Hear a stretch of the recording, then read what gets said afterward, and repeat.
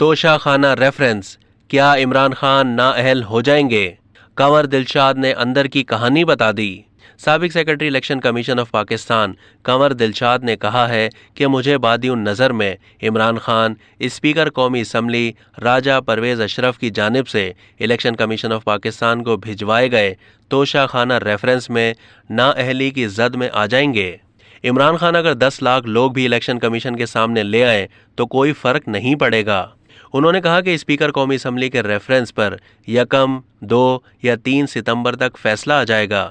P T I غیر ملکی funding case کے حوالے سے حتمی فیصلہ تو chief justice supreme court of Pakistan کریں گے، لیکن یہ فیصلہ بھی ایک آئینی ادارے نے کوششوں اور زبردست انکوائری کرنے کے بعد جاری کیا ہے۔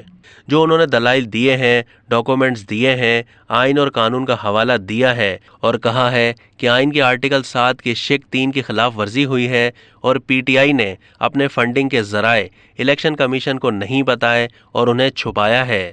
آرٹیکل 7 کی خلاف ورزی ہوئی، اس کو بھی سپریم کورٹ آف پاکستان دیکھے گی، وہ دستاویزات بھی دیکھے گی جو کہ اسٹیٹ بینک آف پاکستان کی ہیں، وہ آڈیٹر جنرل آف پاکستان اور اکاؤنٹنٹ جنرل آف پاکستان کی ہیں۔ نادرا کے چیئرمین کی رپورٹ ہے، اس کو بھی سپریم کورٹ دیکھے گی اور اس کے بعد اپنی ثوابدید کے مطابق فیصلہ کرے گی، لیکن الیکشن کمیشن نے بڑا مضبوط ہاتھ ڈالا ہے۔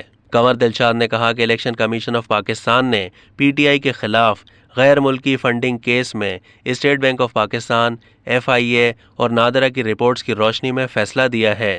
جو لوگ فیصل آباد یا دیگر شہروں میں بیٹھ کر دعویٰ کر رہے ہیں کہ ان کی پاکستانی کمپنیوں کو غیر ملکی کمپنیاں قرار دیا گیا ہے، وہ جھوٹ بول رہے ہیں۔